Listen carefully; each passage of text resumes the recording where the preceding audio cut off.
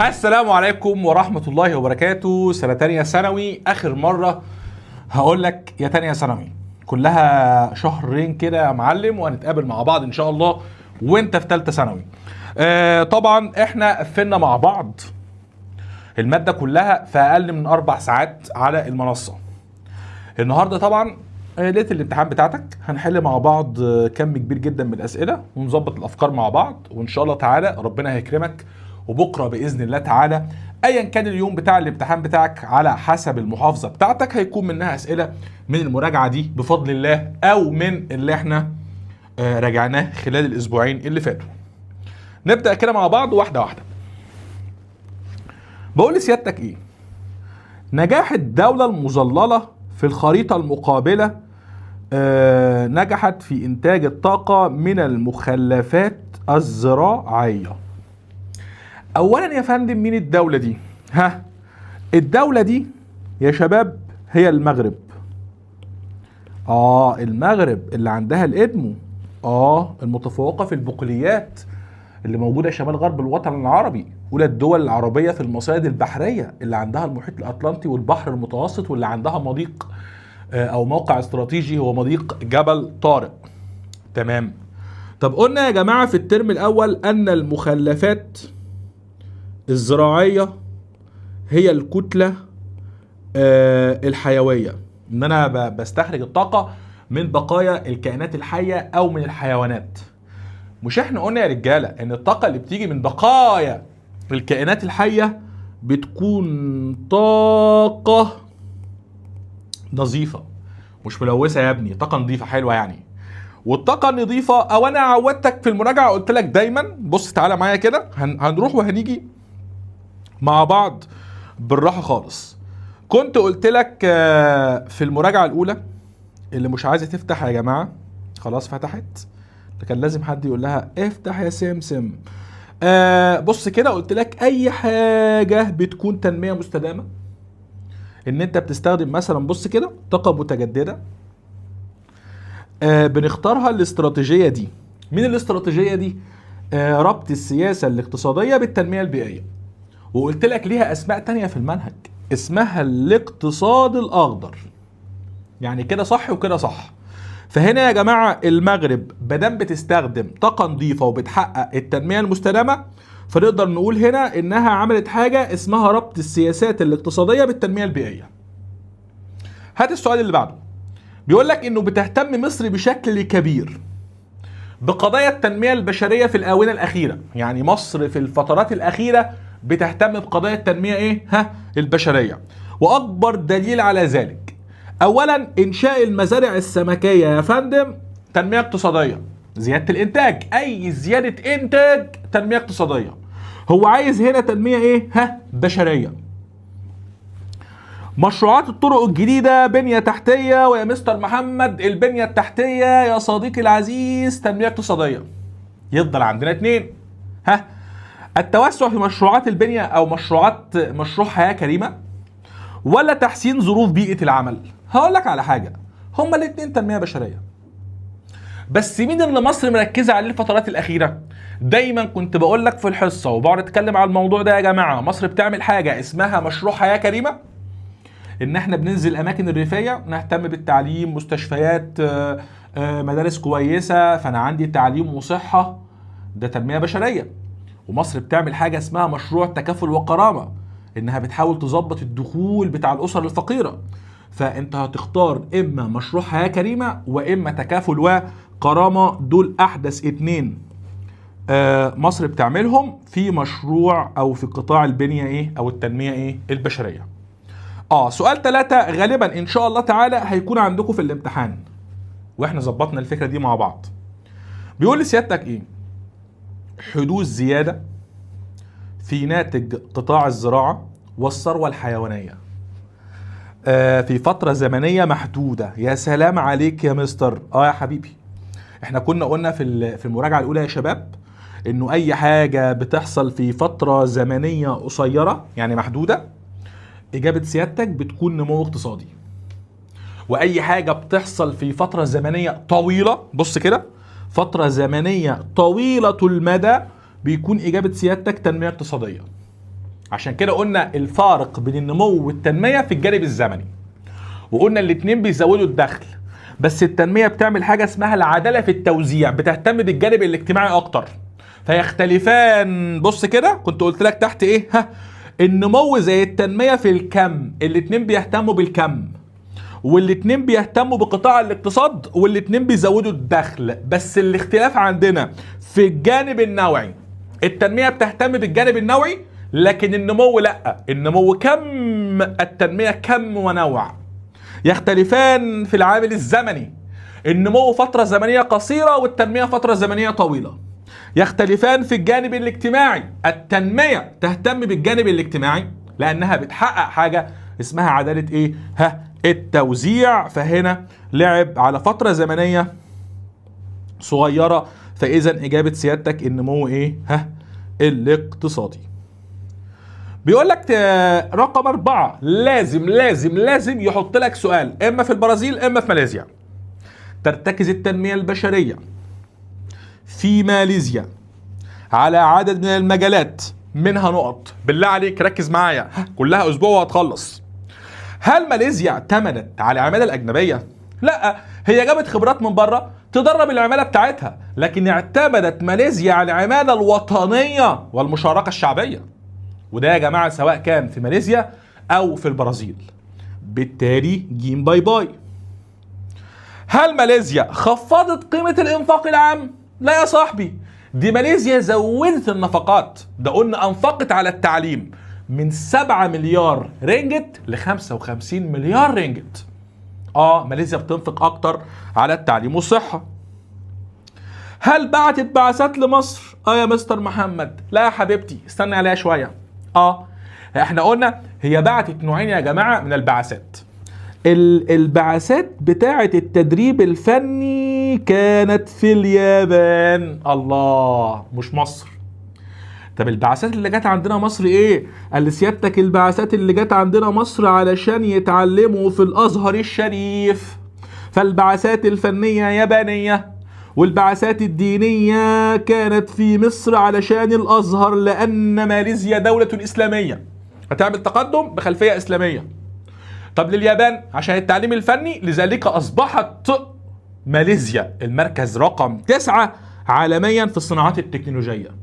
فإذا استبعدنا رقم ألف. الإجابة رقم ب. طب ممكن يا مستر محمد تشرح لنا كده سريعا التعليم في ماليزيا؟ عينيا يا حبيبي. قلنا يا جماعة بالتحديد كان في المراجعة الثالثة قلت لك ايه؟ يلا هي فاتحة عليها على طول. انت فين يا ماليزيا؟ ماليزيا بص، مجال التعليم قلنا اولا اهتمت بالتعليم والبحث العلمي، انفقت من 7 مليار رينجت ل 55 مليار. انفقت الفلوس دي في بناء المدارس الجديدة وتجهيزها، وانفتحت على النظم التعليمية المتطورة مثل التعليم البريطاني والتعليم الامريكي، واستخدمت التقنيات الحديثة وعملت حاجة اسمها المدرسة الذكية، وكانت بتدرب المعلمين انهم يستخدموا التقنيات الحديثة في التعليم، واهتمت بالتعليم الصناعي اللي هو التعليم الفني، وارسلت الطلاب للدراسة في اليابان التعليم التكنولوجي، والتعليم الديني طبعا كان عندنا في الازهر الشريف في دولة مصر، وكانت بتستخدم خبرات اجنبية من الخارج علشان ينهضوا بالتعليم الماليزي. طيب تعالى معايا نكمل. انا هلم لك المنهج من غير ما تحس. نستنتج من دراستنا لمناطق توزيع المراعي الطبيعية. المراعي الطبيعية يا مستر محمد كانت يا حبيبتي في المراجعة الثانية. المراجعة الأولى الدرس الثاني اختفاء حشائش التندرة. طب ما تيجي نمسي تمسية كده، نتمشى شوية في المراجعة الأولى، يلا نتمشى شوية في المراجعة الأولى. هنا قلت لك ايه؟ قلت لك انه عندنا نباتات كتيرة في العالم يا جماعة. في عندنا، يلا يا حبيبتي يلا يا بارد، النباتات الباردة اسمها التندرة. مش شرط يا شباب يقول لكم التندرة، لو قال لسيادتك النبات البارد اكيد يعني مش بيقصد سيادتك، لا يا حبيبي، النباتات الباردة هي التندرة. الستيبس هو نبات معتدل، والسافانا هي نباتات حارة، والصحراوي جافة، وما أكثره في الوطن العربي. يعني معظم مساحة الوطن العربي أصفر، نباتات صحراوية، ولكن ركز لي، تعالى لي هديك بقى الحاجات من المستخبيه. الجزائر وتونس، وسلطنه عمان والامارات، والعراق وسوريا. ستيبس، اخضر تقيل يعني ستيبس. ها، تونس والجزائر، عمان، امارات، سوريا، عراق، عندهم ستيبس. السودان والصومال دول عربيه تمتلك يا شباب السافانا، محاصيل غنيه. عشان كده هنشوف ان اكتر الدول العربيه في انتاج اللحوم هي السودان ثم الصومال، بما تفسر لانهم يمتلكوا السافانا. طب ليه بقيه الدول العربيه مش نفس الكاتيجوري يا معلم بتاع السودان والصومال؟ عشان معظمهم يقع في المنطقه الصحراويه. مصر يا صديقي العزيز تقع في المنطقه الصحراويه، اذا مصر تفتقر للمراعي الطبيعيه. يا لهوي، طب عملنا ايه؟ عملنا مراعي اصطناعيه. طب يعني ايه مراعي اصطناعيه؟ ان انت بتزرع بايدك، بتستخدم اسلوب ري، بتعمل مراعي اصطناعيه ان انت بتزرع زراعات زي البرسيم والذره عشان تاكل حيواناتك. ومادام زرعت وربيت الحيوانات اسمها زراعه مختلطه، وده من احسن الحلول اللي بتحل مشكلات الزياده السكانيه والفجوه في انتاج ايه؟ الغذاء. طيب ماشي، والله يا ابني الواضح كده يا مستر محمد ان التندرة تشغل كل مساحة القارة القطبية الجنوبية، وتوجد في شمال أمريكا الشمالية، وتوجد في شمال أوروبا وشمال آسيا، وتوجد في أقصى جنوب القارة أو قارة أمريكا الجنوبية، وتختفي في إفريقيا، وتختفي في أستراليا. الله عليك. بينما يا مستر محمد حشائش السافانا توجد بكثرة في القارة الأفريقية وأمريكا الجنوبية. ماشي. والاستبس يوجد في اسيا واوروبا وامريكا الشماليه بكميات كبيره. كده احنا خلصنا معظم الحوار ده. والنباتات الصحراويه تمتد بكثره في قاره افريقيا ثم قاره ايه؟ اسيا. طيب يا جماعه السؤال هنا كان عايز منكم ايه؟ مين اللي ما عندهوش التندرة؟ ولا حبيبتي اي قاره فوق عندها تندرة. اسيا عندها حته فوق، اوروبا واسيا فوق، امريكا الشماليه فوق، والجنوبيه عندها حته من تحت مستخبيه برضو على فكره، فعندهم التندرة. لكن استراليا وافريقيا لا. تمام. بيقول لي سيادتك السؤال رقم 6: يعد السبب الاساسي لتعافي دوله كوريا الجنوبيه احدى النمور الاسيويه من ازمتها الاقتصاديه. تعالى مستر سلام قال لك ايه؟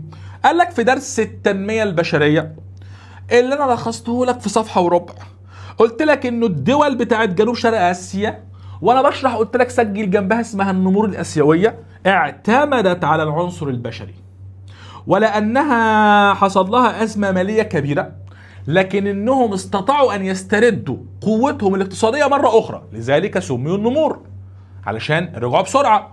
والدول دي زي اليابان وكوريا الجنوبيه واندونيسيا وماليزيا والفلبين وتايلاند، الشله اللي جنوب شرق اسيا او في شرق اسيا دي. ها، فلما السؤال يجي عندهم انت بتشتغل على فكره واحده بس، العنصر البشري.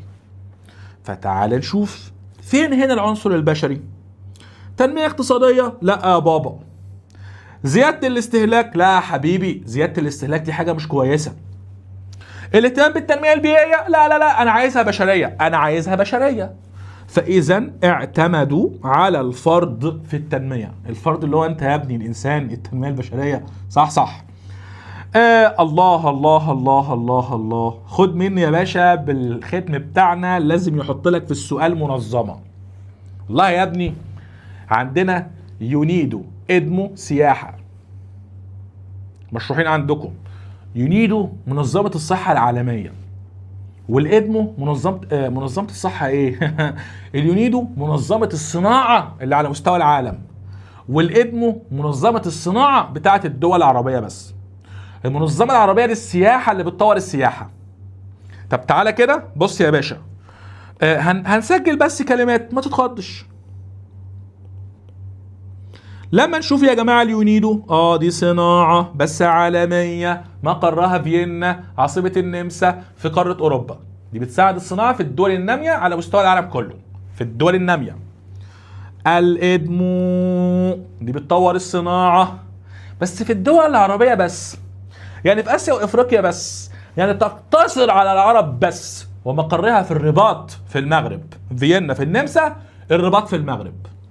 طيب منظمة السياحة العربية دي بتطور السياحة في الدول العربية ومقرها جدة في السعودية شرق الوطن العربي جنوب غرب قارة آسيا. وعندنا بقى بص منظمة الوحدة الاقتصادية. تعرف حاجة واحدة بس، دي منظمة بتهتم بالقطاع الاقتصادي. ومنظمة النفط البترول تختص بالقطاع الاقتصادي. ومنظمة الأماكن القاحلة والأماكن الجافة يعني بتهتم بزراعة الأماكن الجافة، يعني الأماكن الصحراوية، يعني خاصة بقطاع الزراعة. زراعة يعني منظمة اقتصادية. إذن عندنا في المنهج الإدمو عربية اقتصادية، السياحة عربية اقتصادية، وحدة اقتصادية عربية اقتصادية، النفط عربية اقتصادية، الأماكن القاحلة عربية اقتصادية، وكلهم تابعين لجامعة الدول العربية. بينما يا صديقي العزيز لو شفت منظمة الثقافة تنمية بشرية، منظمة الصحة العربية تنمية بشرية، منظمة المرأة العربية تنمية بشرية، وإن يا جماعة أقصى مراحل التنمية البشرية وأعلى مستويات التنمية البشرية هو مشاركة المرأة في التنمية البشرية. ده أعلى ليفل وصلت ليه التنمية البشرية. وهيجي سؤال، أكيد هيجي سؤال في المنطقة دي، هظبط لك الحوار ده. طيب منظمة الجانب الإداري العربي أو الجهاز الإداري إداري تنمية بشرية. إذن في اللجنة ممكن يشتغل من المنظمات الاقتصادية عندك يا كتكوت، من المنظمات البشرية عندك يا بيضة، صحة ثقافة إدارة مرأة، صحة ثقافة إدارة مرأة، دي منظمات خاصة بالجانب البشري. تمام. هنا بيسألني عن المنظمة العربية للتنمية السياحية، هي في السعودية. الله عليك. طب تعالى بالله عليك قلمك. سياحة السفاري بتنتشر أكتر في الدنيا. سجل لي دي سياحة مغامرات، سياحة جديدة. السياحة الدينية تنتشر أكثر في المملكة العربية السعودية، وهي الإجابة بتاعتنا عشان عندها الكعبة والمدينة. السياحة البيئية مغارة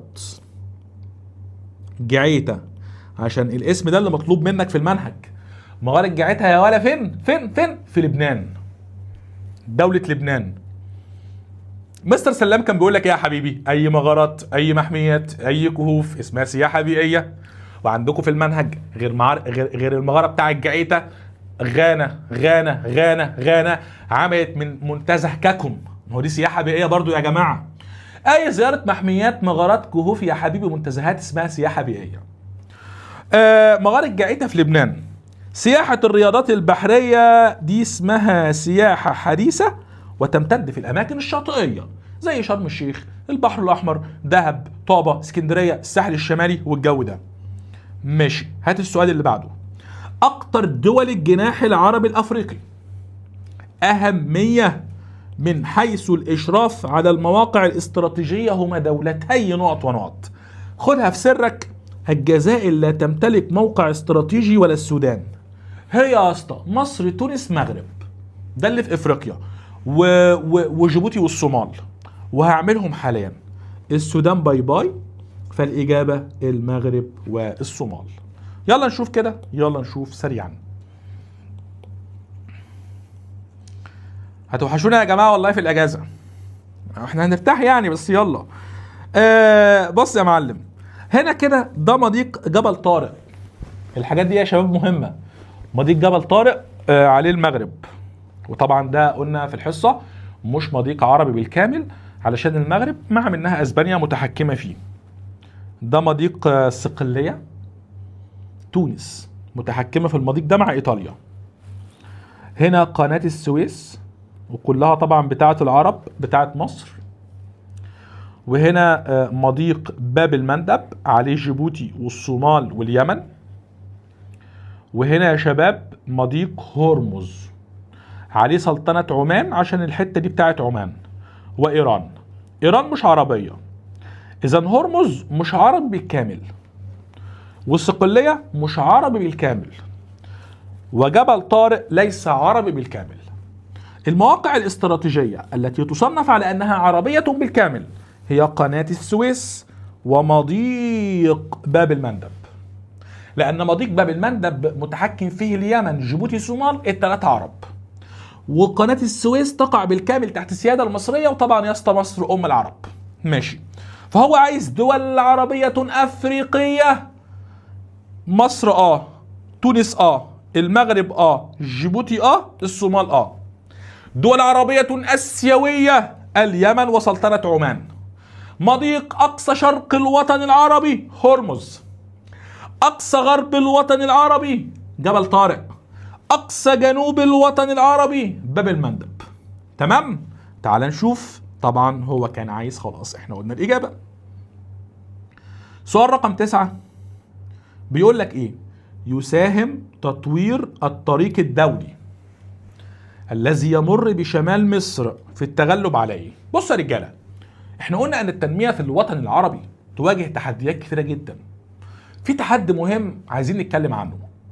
التحدي ده هو تباين المسافات الفاصله بين الاسواق العربيه. قلت لك في الحصه يا ابني، رغم ان احنا يا فندم جنب بعض جغرافيا، لكن احنا بعيد عن بعض قوي. ليه بعيد عن بعض جدا؟ علشان مفيش بنيه تحتيه قويه عربيه. بمعنى مفيش عندنا يا فندم خط سكه حديد رابط كل العرب ببعض، احنا بعيد عن بعض قوي. فانا كدوله عربيه عايز اصدر منتج لدوله عربيه تانية، مش عارفه ليه. مفيش بنيه تحتيه، باخد اكتر من طريق واكتر من مواصله، بدفع اكتر فتكلفه النقل بتزيد. لا يا عم، اصدر لدوله تانية وما ادفعش التكلفه دي والمنتج بتاعي يروح رخيص. طب نعمل ايه؟ نعمل طريق مع بعض، والطريق ده يوصل اجزاء العرب ببعضها، فنقرب اسواقنا من بعض ونقلل المسافات بيننا وبين بعض. فهنا يا شباب لما نعمل طريق هيحل مشكلة تباين المسافات الفاصلة بين الأسواق العربية. ركز لي. وتباين المسافات الفاصلة بين الأسواق العربية أدى إلى قلة حجم التجارة العربية البينية. يعني التجارة العربية بينية؟ التجارة اللي بيننا وبين بعض. قال لي سيادتك يا معلم حجم التجارة اللي بيننا وبين بعض 10% بس، مقارنة بالاتحاد الأوروبي 70%. يا ولاد الذين، طب احنا كعرب، ركز ده مطلع سؤال مقالي، فسر ليه التجارة العربية البينية قليلة؟ هتقول له 1 علشان تباين المسافات الفاصلة بين الدول العربية. 2 محدودية التركيب السلعي في الوطن العربي، احنا مش بنصنع حاجات كتير. والألفاظ العربية مهمة، محدودية التركيب السلعي، السلع بتاعتنا محدودة، بترول وغاز. تبعية معظم اقتصاديات الدول العربية للدول القوية الخارجية، يعني احنا كعرب للأسف اقتصادياتنا تابعة لدول أقوى مننا. فيسألك سؤال تاني من ده من جوه، ليه اقتصادياتنا تابعة؟ لأن احنا بنستورد من بره المكونات التكنولوجية الصناعية بتاعتنا. احنا علشان نصنع وعلشان نعمل أنشطة بنستورد الأجهزة بتاعتنا من بره، فالدول اللي بره متحكمة فينا. تمام؟ حاجة سريعة كده في الحوار ده. السؤال رقم 10، تتوقع أي مما يلي يعد العامل الرئيسي الذي ساهم في تحقيق ما تشير إليه مضمون العبارة المقابلة؟ دايما بقول لزمايلك بتوع ثالثة ثانوي ايه؟ لما يحط لك عبارة جنب السؤال، هي مش ديكور يا حبيبتي، لازم نقرأ العبارة يا شباب كويس جدا. الإجابة في العبارة زي السفارة كده في العمارة. بيقول لك استطاعت بعض دول العالم الثالث وعلى رأسها دول جنوب شرق آسيا. المفروض سيادتك بقى مستواك بيزيد. دول جنوب شرق آسيا، نمور آسيوية، عنصر بشري، الله عليك. تحقيق زيادة في حجم الصادرات من الصناعات الإلكترونية. لا استنى، إلكترونية تكنولوجية يعني ماليزيا، لأن ماليزيا أصبحت المركز التاسع عالميا في الصناعات التكنولوجية. الله عليك. تعال بقى، احنا في المنهج يا جماعة خليك فاكر، المعونات دي حاجة كخة، حاجة وحشة. المعونات من التحديات التي تعوق التقدم في الدولة. الشركات متعددة الجنسيات دي معوقات خارجية للصناعة. ما هو عندكم يا جماعة قلنا الصناعة ممكن تتأخر. ليه؟ إما معوقات داخلية إما معوقات خارجية. الداخلية اللي هي إيه؟ مفيش عندك فلوس، مفيش عندك خبرات، المنتج بتاعك مش قوي، مش هيكون قادر انه ينافس المنتج الاوروبي او الاجنبي. نقص الكفاءات والخبرات. خارجيا شركات متعدده الجنسيات، معونات، قروض، متعدده الجنسيات، معونات، قروض، متعدده الجنسيات، معونات، قروض. والدول الكبيره بتعلي الجمارك عليك عشان تحمي المنتجات بتاعتها. فاذا المعونات والقروض والشركات متعدده الجنسيات من الحاجات اللي بتعوق الصناعه في الدول الناميه. هل يا حبيبي الدول المتقدمه هتساعدهم؟ ده انا قلت لك من شويه ان الدول المتقدمه بترفع الجمارك عن المنتجات اللي انت هتصدرها عندها عشان سعرها يزيد، فمش هتسوق عندها. باي باي. لكن الدول دي حصلت على الاستقلال من الاستعمار. دي الحاجه الايجابيه الوحيده في الجمله دي. استبعد تلاقي الاجابه الصح. فسر ليه بعض دول امريكا الجنوبيه اهتمت بالصناعه. انت قول لي ايه اهميه الصناعه؟ رقم واحد،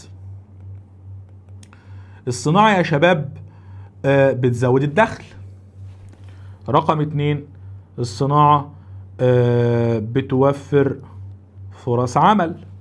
3، الصناعه وسيله لنقل التكنولوجيا. رقم 4، الصناعة بتقلل الاستيراد من الخارج. واحنا اتفقنا يا جماعة لما انت ما تستوردش من بره بيعمل لك يعني ايه فائض في الميزان التجاري، وده بيكون في صالحك اقتصاديا وصعب ان حد يتحكم فيك سياسيا. ما مقترحاتك لتفعيل قوانين حقوق الانسان في الدول الراغبة بتحقيق التنمية؟ بص الحتة دي عندكم في المنهج في حتة واحدة بس وسهلة جدا. تعالى التنمية البشرية وحقوق الإنسان. هنقول له اتفق. ليه؟ لأنه يحق لكل إنسان ويحق لكل شعب ويحق لكل دولة. فاكر في الحصة كنت بقول لك ايه؟ يحق لكل إنسان المشاركة في التنمية. احفظ ده، من حق الإنسان إنه يشارك في التنمية. ويحق لكل شعب أن يقرر مصيره ويسود على ثرواته. من حقك إن أنت تقرر مصيرك ايه وانت اللي تكون متحكم في ثرواتك.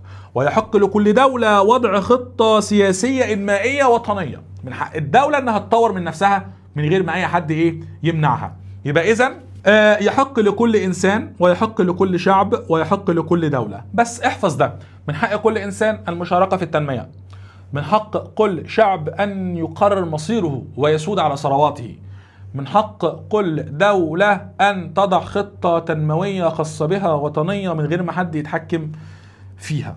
ده إجابة السؤال المقالي ده. بيقول لك تعتبر الوسيلة الأفضل للدول العربية لمواجهة التطورات الاقتصادية العالمية. حبيبي، أحسن وسيلة وأحسن طريقة يجب أن نعتمدها حاليا هو التكتل. الوحدة العربية، التكتل العربي. ما تحاولش، لازم كعرب ظهرنا في ظهر بعض، ولازم نقف مع بعض، لازم نعمل تكتلات. طب ايه احسن حاجة هنا؟ ان انا استفيد من الاتحاد الاوروبي لانهم اكتر تكتل ناجح في العالم. نعمل تكتل زيهم يا جماعة وبالتالي هننجح. ماشي. رقم 4، يمكن تحقيق التوسع الافقي لإدارة الموارد الزراعية من خلال نقط. مستر سلام بيقول لك انت عندك حاجة اسمها توسع افقي وحاجة اسمها توسع رأسي. التوسع الافقي ان احنا نزود في المساحة، يعني نزود في الزراعة. التوسع الرأسي اننا المحاصيل تزيد بس المساحة ما تزيدش. تمام. استخدام المخصبات مش بيزود في المساحة. تحسين طرق الري مش بيزود في المساحة. أسطح المباني بتزود. الاعتماد على التكنولوجيا الحيوية بتزود. فالإجابة هنا هتكون إيه؟ هتكون ج. يعد العامل الرئيسي في نجاح كل من التجربة الماليزية والبرازيلية. بص كده في المراجعة الثالثة قلت لك إيه؟ أهم عامل في نجاح ماليزيا والبرازيل. بص، أول حاجة الاستقرار السياسي والاقتصادي. ماليزيا قادها آخر 50 سنة 5 رؤساء وزراء عندها استقرار سياسي. البرازيل تحولت إلى دولة فيدرالية ديمقراطية وبدأت تحترم مؤسساتها وبقى عندها استقرار في الاقتصاد، فده جذب المستثمرين وزود المدخرات المحلية والاستثمار عندها. إذن أهم عامل عندهم الاستقرار والمشاركة الشعبية. فإذا هنا الديمقراطية والاستقرار السياسي. يمكن اعتبار الحدود السياسية التي تفصل بين الدول العربية أحد معوقات النشاط السياحي، وذلك بسبب إيه؟ طبعا يا جماعة الحدود إن أنا بيكون عندي دولة كده وعندي دولة كده وده حد، فسيادتك لما تيجي تسافر بيطلب منك حاجة اسمها تأشيرة سياحية، يعني موافقة لدخول هذه الدولة. دي إجراءات عقيمة بتعطل الحركة فبتبوظ السياحة عندنا. قلنا أوروبا هم تكتل اقتصادي، فعندهم إلغاء للتأشيرات، فعندهم سهولة في الحركة، فالسياحة عندهم متقدمة جدا. وقلنا أن المنظمة العربية للسياحة من ضمن أهدافها إلغاء التأشيرات المسبقة. عايزين نلغي الحوار ده يا جماعة وما يكونش فيه تأشيرات بيننا كعرب ونسافر عند بعض بكل سهولة. فاللي مرتبط بالحدود هو الحوار بتاع التأشيرات. تقل مساهمة مصر في التجارة الدولية للأسماك. احنا قلنا يا جماعة ركز، الأسماك في نوعين من المصايد، إما داخلية وإما خارجية. أكتر الدول في الداخلية مصر ثم الإمارات. أكتر الدول في الخارجية البحرية المغرب ثم موريتانيا. اشمعنى المغرب وموريتانيا؟ لأنهم على المحيط الأطلنطي، فالمحيط الأطلنطي هو أكبر مسطح مائي عربي بيحتوي على ثروات سمكية. طب اشمعنى مصر والإمارات؟ لأنهم بيعتمدوا على المصايد الداخلية والمزارع السمكية. واكتر دولة كتوتل في الاسماك سواء كان داخلية او خارجية مصر يا حبيبي. ولكن المفاجأة العظمى ان مصر لا تصدر اسماك، اذا السمك لا يساهم في الميزان التجاري المصري. انا مش بصدره، مش بكسب منه. طب ليه يا مصر يا حبيبتي مش بتصدري اسماك؟ تقول لك يا اسطى عدد السكان عندي كتير، فالسمك ده بيسد الفجوة الغذائية، السمك ده يا دوب بيكفي احتياجات سكاني، ده انا بستورد كمان من بره اسماك. فاذا يا اسطى علشان الاسماك بتستخدم في سد الفجوه الغذائيه. فجوه يا جماعه جاب كبير، مسافه كبيره بين الانتاج والاستهلاك. بننتج بس بنستهلك اكتر من انتاجنا، فده ناتج عن الزياده السكانيه او الزياده الطبيعيه او الزياده في معدل المواليد. عشان كده احسن حل لحل مشاكلنا ان احنا نظبط معدلات النمو السكاني. تواجه المؤسسات في بعض الدول مشكلات اداريه. سلام بيقول لك المعوقات الاداريه مهمه، وانا يا باشا اديتك المعوقات كده لذيذه جدا. قلت لك اي ضعف في الحكومه، اي بيروقراطيه او روتين يعني معاملات ورقيه او قيود في استخراج التراخيص والاجراءات الحكوميه، اي نقص كفاءات خبرات مهارات، اي نقص في قواعد البيانات والتكنولوجيا وسوء التخطيط اسمها معوقات اداريه. تمام ماشي، هات اللي بعده. هو عايز هنا معوقه اداريه. التعليم لا، البحث العلمي لا، توفير مؤسسات علميه لا، اكساب الفرد مهارات تنظيم الوقت. وده يا جماعة كان في المراجعة الثالثة في درس التنمية البشرية. قال لكم أنه من أهداف التنمية البشرية تحسين تعليم، تحسين صحة، تحسين معيشة، إسراء تواصل الفرد بالمجتمع، وإكساب الفرد مهارات سوق العمل زي إدارة القيادة وإدارة الوقت والعمل التعاوني. هو الفرد لما يكتسب المهارات دي هيكون كفاءة وخبرة ومهارة، فيقدر يشتغل ويقدر ينتج، فنحل المشكلات الإدارية بتاعتنا. يعتبر قيام الحكومة المصرية بتطهير مجرى نهر النيل ولا قعدت اقول لكم في المراجعة اي تطهير مية.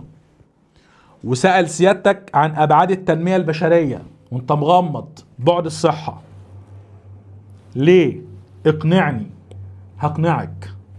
علشان قلنا يا جماعة في الصحة لازم نوفر مياه نقية للشرب.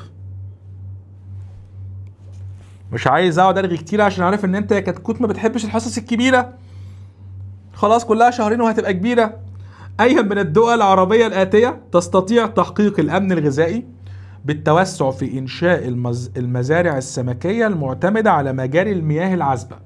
بص يا فندم، لما يقول لسيادتك مجاري مياه عذبه يقصد بها الانهار.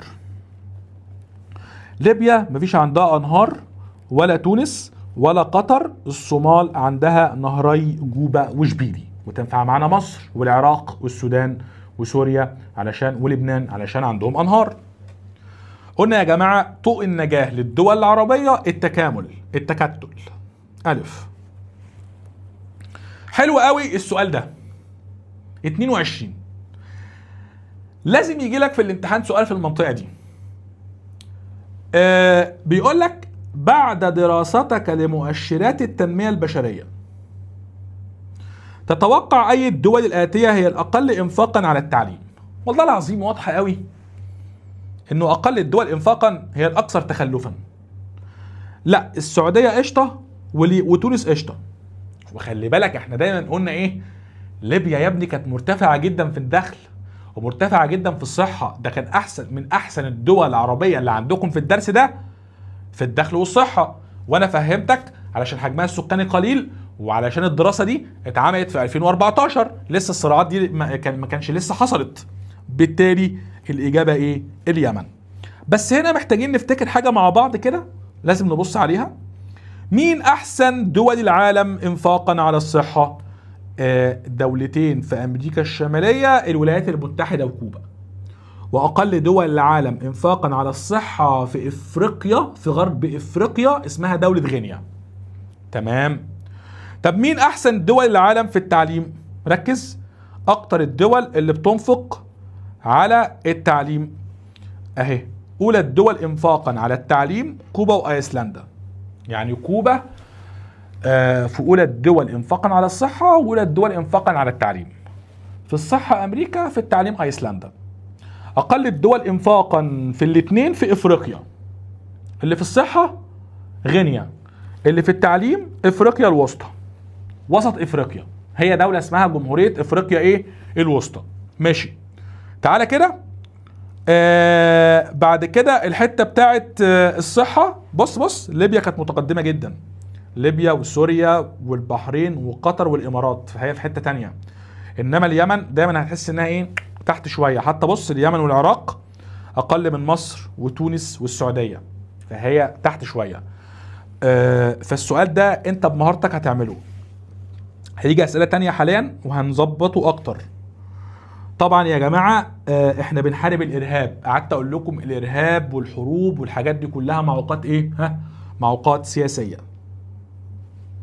24 أية من العبارات يتحقق من خلالها أحد خصائص التنمية الاقتصادية. سلام كان بيقول لك إيه يا حبيبي؟ التنمية الاقتصادية مالها؟ مجتمعية وشمولية وتكاملية ومستدامة واجتماعية وهادفة، لا هدف. فلما قطاع ينمو على حساب القطاعات التانية ده مش تكاملية خالص، ده ظلم. التركيز على القطاعات ذات الأهمية لا، التنمية بتركز على كل القطاعات. تحقيق الدولة لأهدافها بعيدا عن أهداف أفرادها لا، دي الدولة بتهتم بنفسها وبالفرد، لأن التنمية الاقتصادية بتحقق العدالة. تعاون مؤسسات المجتمع المدني مع مؤسسات الدولة، الإجابة صحيحة. دي يا جماعة الشمولية.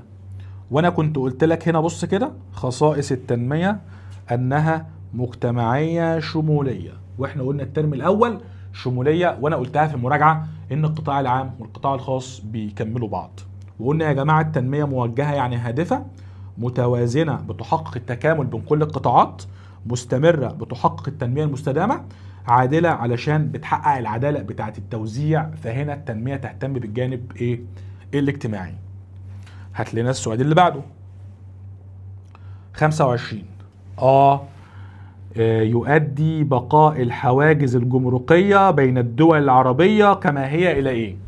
يعني سيادتك لما تيجي تصدر منتج لدولة عربية بتقف عشان تدفع جمارك. قلنا ده يا جماعة بيقلل التجارة العربية البينية، قلة حجم التجارة العربية اللي بيننا وبين بعضنا. بص السؤال ده بيكلمك عن الدخل، مش قصتي. تمام؟ تعالى بس كده نتكلم على الدخل. كنت قلت لك ايه؟ دول الخليج العربي دخلها مرتفع. الدول اللي عندها البترول، السعودية وعمان والامارات وقطر والبحرين والكويت 6، وليبيا ولبنان. فاكر؟ ليبيا ولبنان، لبنان في اسيا وليبيا في افريقيا. دي احسن دول عربية في الدخل عشان عندهم بترول يا ولد. الدول العربية متوسط مرتفع، قلت لك سوريا والاردن وكل شمال افريقيا ما عدا ليبيا. يعني مصر، تونس، الجزائر، المغرب ما عدا ليبيا. كده كده ليبيا مرتفعه. وهناك دول ذات دخل متوسط منخفض تحت المنخفض. 3 في افريقيا، ها فاكر؟ موريتانيا سودان جيبوتي، موريتانيا سودان جيبوتي. و2 في اسيا، يمن وعراق، ده متوسط منخفض. وهناك دول دخلها منخفض، واحدة بس، جزر القمر. وهناك دول لا يوجد عنها بيانات، عندها معوقات إدارية، زي ما كانش فيه هنا، زي عندنا الصحراء المغربية والصومال وفلسطين. ال3 دول دي هنا في الرسمة ما تتخضش من أي رسمة. راسم المنحنى ده بيبدأ من فوق وينزل تحت، وعامل هنا دولار. يعني ايه؟ يعني بيكلمني عن الدخل. اذا س الدخل المرتفع، واذا ص الدخل اللي مش مرتفع، واذا ع هو الدخل المنخفض. عايز ايه؟ عايز دولة تنتمي لصاد. صاد يعني مش منخفض ولا مرتفع. جزر القمر الوحيدة اللي منخفض، وليبيا والخليج العربي ولبنان مرتفع، والأردن زي مصر متوسط مرتفع، بينما السودان وجيبوتي وموريتانيا متوسط منخفض. فاكر يا ولد؟ فاكر ولا ناسي؟ ها افكرك تاني، يلا تعالى، علشان دي خريطة مهمة هتعرف ده في الامتحان. قلنا موريتانيا السودان وجيبوتي يمن وعراق متوسط منخفض. متوسط منخفض مش منخفض، ها متوسط منخفض. المنخفض جزر القمر بس. اذا المرتفع اللي عندهم بترول، ويتركزوا اكتر في الجناح الاسيوي، شرق الوطن العربي، السعودية، عمان، امارات، قطر، بحرين، كويت، ليبيا ولبنان. طب متوسط مرتفع، ها سوريا واردن وكل شمال افريقيا ما عدا ليبيا، مصر، تونس، جزائر، مغرب. الله عليه، الله عليه والله العظيم. طيب متوسط منخفض، ال3 الافريقيين، موريتانيا جيبوتي سودان، و2 اسيويين، يمن تحت عراق فوق. وفي منخفض جزر القمر، مفيش عندهم بيانات، صحراء مغربية، صومال، فلسطين، عندهم معوقات إدارية، عندهم نقص في البيانات. كده الخريطة بتاعة الدخل يا صاحبي في جيبك. ها طب ركز معايا. معظم شمال افريقيا دخل ايه؟ متوسط مرتفع. طب معظم اسيا مرتفع. طب الدخل العربي ارتفاعه مرتبط باي نشاط؟ التعدين، استخراج البترول والغاز الطبيعي. طيب تعال نشوف اللي بعده. يعد انخفاض نسبة الاحتياطي. ولد اعمل لنفسك ستوب وتعالى معايا، هفكرك للمرة ال7000 بعد الميلاد. قلت لك ايه؟ اي نقص في اي حاجة طبيعية، واي نقص في بنية تحتية، واي نقص في فلوس اسمها معوقات ايه؟ اقتصادية. اي زيادة سكانية، فقر، امية، بطالة. زيادة ايه؟ سكانية، فقر، امية، بطالة، هجرة، تلوث، صحة وتعليم، معوقات اجتماعية. عدم استقرار، مظاهرات، حروب، مشاكل سياسية، معوقات سياسية. نقص حكومة، نقص كفاءة، خبرات، مهارات، نقص قواعد بيانات، نقص التكنولوجيا، سوء التخطيط، بيروقراطية، روتين، صعوبة في استخراج الإجراءات، مش عارف أعمل تراخيصي، معوقات إدارية. لازم يجي لك سؤال في الامتحان، إما في المعوقات إما في خصائص التنمية. اوعى تخسر السؤال ده. فهنا أنا قاعد في اللجنة أعمل إيه؟ قال لي سيادتك انخفاض نسبة الاحتياطي.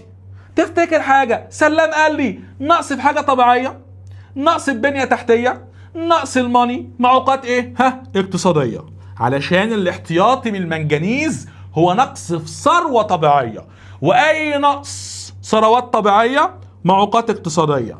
اي نقص في ثروات طبيعية او بنية تحتية او فلوس معوقات ايه؟ اقتصادية. من ابعاد التنمية البشرية اللي بتأهلك، هأهلك، هدربك، هدلعك، ايه هعلمك. التعليم، بعد التعليم. لازم يا جماعة يتحط هنا سؤال. تصنف بعض الصناعات على انها استهلاكية حيوانية. همشي لك عليها هدية مني ليك. يلا خلي الحصة تزيد، يلا يا ابني هنوزع لله. قلنا يا معلم ان الصناعة تصنف من حيث المادة الخام الى زراعية، حيوانية، معدنية. ومن حيث فكك من دي، تعالى. ومن حيث الحجم خفيفة او تقيلة. اي حد عارف الاتنين دول، بس غالبا انت بتتلخفن في الاتنين اللي تحت. خصائص وطبيعة النشاط. ولد. بص انا قاعد في اللجنه اتلخفنت، ما تتلخفنش. خصائص الصناعه، خصائصها يعني المنتج ده خصائصه ايه؟ انت بتستهلك ولا بتنتج حاجه تانية؟ يعني استهلاكي او انتاجي. يعني استهلاكي بنستهلكه بنلبسه بناكله. انتاجي آلة بتنتج حاجه تانية. اسمده بتزود خصوبه التربه، دي اسمها انتاجيه، يعني بتزود انتاج حاجات تانية. طبيعه النشاط، انت من تحت ولا من فوق؟ لا يا حبيبي، انت من تحت يعني استخراجي ولا انت تحويلي؟ يعني انا بستخرجك من تحت الارض زي البترول، ولا بحولك من ماده خام لحاجه تانية زي اللبس مثلا. تمام؟ فمن حيث طبيعه النشاط انت استخراجي ولا تحويلي. فتعال نشوف، هو قال لسيادتك انا عايز حاجه ايه؟ استهلاكيه وحيوانيه.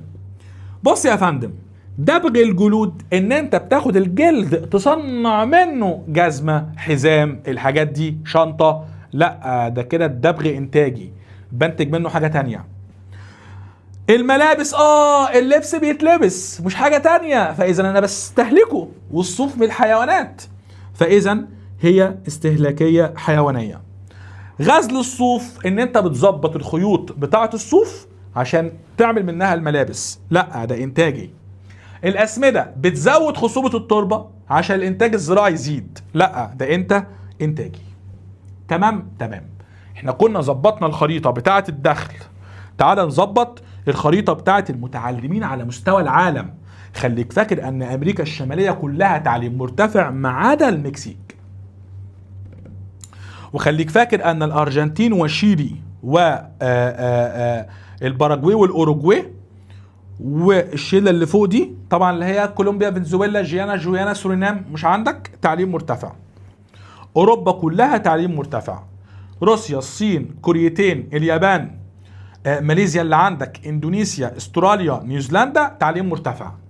مفيش تعليم مرتفع في افريقيا ولا في جنوب غرب اسيا.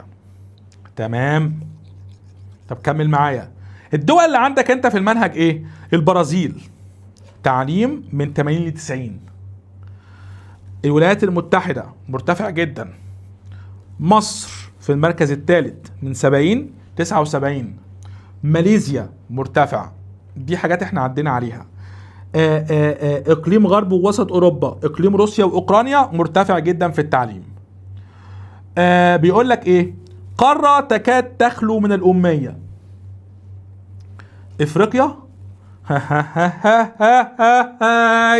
اكتر قارة متخلفة في التعليم، بالتالي افريقيا ممكن يكون عندها أمية. اسيا في دول بص متخلفين كتير، فمش هينفع. امريكا الشمالية بس المكسيك في المركز. يا لهوي، دمرتي الليفل بتاع امريكا الشمالية. لكن يا كيوتا انت يا كتكوتا، التعليم عندك من 90 ل 100%، فالأمية قد تكون عندك 10%، 9%، 7%، 3%. فالإجابة هتكون ايه؟ أستراليا. ماشي. أشهر المحافظات المصرية التي تصلح لمعظم الأماكن السياحية الجديدة. لما يسألك عن السياحة الجديدة هم 3. إما السفاري اللي هي المغامرات، ودي سياحة خطيرة بتتم في الأماكن النائية أو البعيدة أو الفاضية زي الغابات أو الجبال أو الجزر والصحاري، بس السياح بيحبوها. إما أي سياحة بحرية، العوم، الغطس، الجو ده، أي حاجة بحرية. أو سياحة الحوافز، دي بترتبط برأس المال البشري اللي هو الإنسان مش الفلوس. في ناس في السنتر تقول لي رأس المال البشري الفلوس، يعني انت عبيط. رأس المال البشري السكان. دي اسمها سياحة الحافز. الشركات الكبيرة بتحاول تحفز العمال عندها عشان يشتغلوا كويس، بتعمل لهم رحلات ايه؟ لو هم انتجوا او تقدموا في الانتاج وشغلهم. انا قصتي في حاجة، لما يقول لك سياحة جديدة، لما يقول لك نمط سياحي جديد، سفاري بحرية حوافز. سفاري بحرية حوافز هيجي لك منها في الامتحان سؤال بإذن الله. فبالتالي احسن مكان البحر الاحمر. ليه؟ جبل في سفاري، بحر احمر حاجات بحريه وممكن يكون في حوافز. يعني اسكندريه صعب يكون فيها سفاري، والقاهره صعبه في السفاري. الوادي الجديد فيها سفاري بس بحريه لا، مفيش عندها بحر احمر ولا بحر متوسط، لكن البحر الاحمر يشمل الثلاثه مع بعض. استطاعت البرازيل ان تحقق تنميه في قطاع الاقتصاد من خلال عده اجراءات. ما تيجي نبص على البرازيل عشان لازم تيجي في الامتحان. عملت ايه يا برازيل في الاقتصاد؟ تعال نحكي القصه بالراحه خالص. قالت لنا انا في الاقتصاد مجال الصناعه ركزت على التصنيع بدلا من الاستيراد. استورد ليه من بره؟ ما اصنع احتياجاتي بنفسي. اهتمت بالصناعات التقنيه المتقدمه زي الطائرات والسيارات، واصبحت البرازيل تمتلك اكبر شركات تصنيع الطائرات التجاريه في العالم.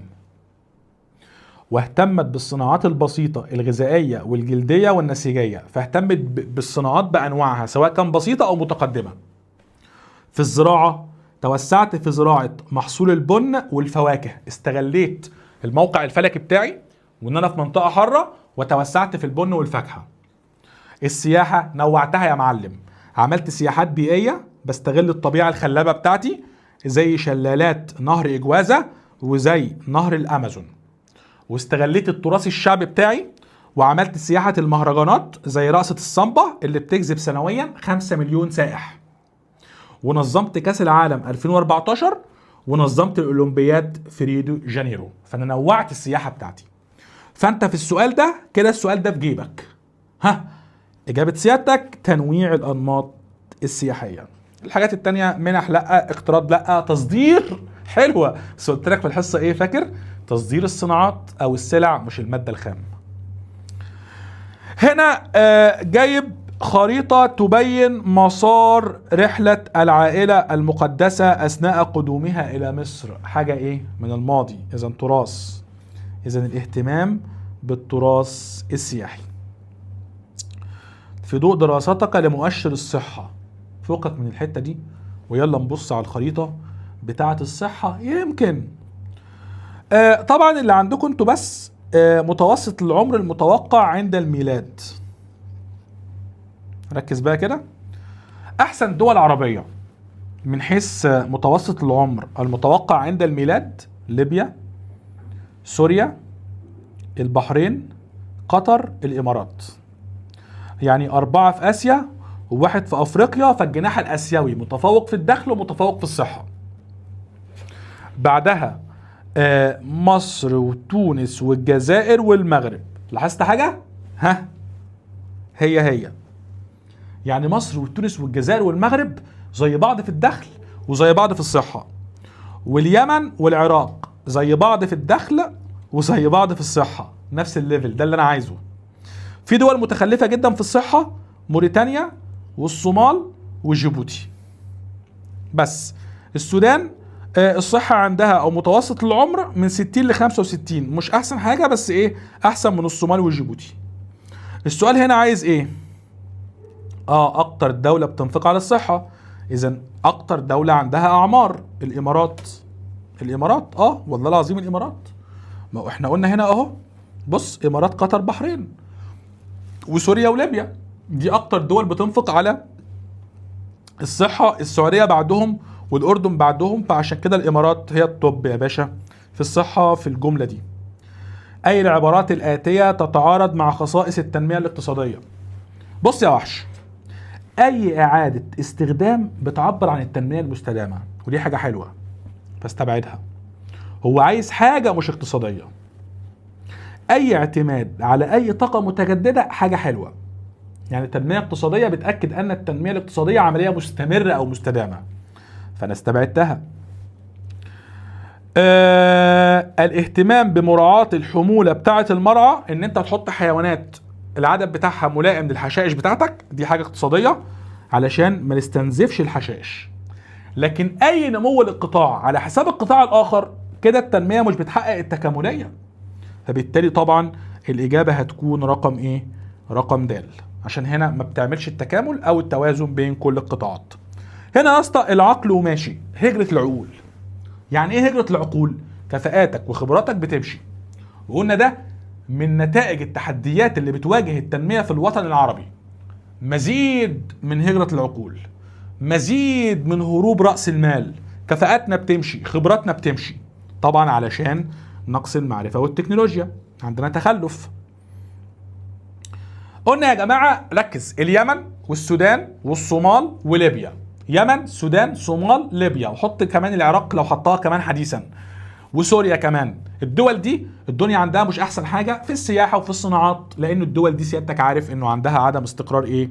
سياسي. افتقاد يعني لا تمتلك، تفتقد الاستقرار السياسي، هي مش مستقرة سياسيا.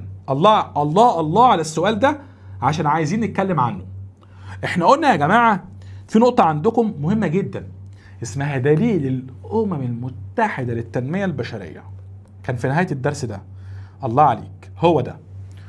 الأمم المتحدة أصدرت دليل خاص بالتنمية البشرية بيحتوي على 3 أبعاد و4 مؤشرات، ب4 مؤشرات: بعد الدخل، بعد التعليم، بعد الصحة.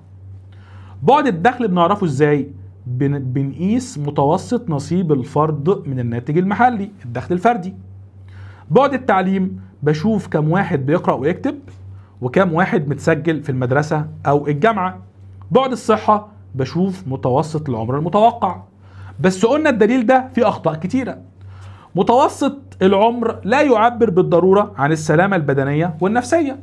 يعني دولة شعبها عاش كتير، هل هي كده متقدمة؟ لا، ممكن يكونوا عايشين بس عندهم أوبئة أو أمراض.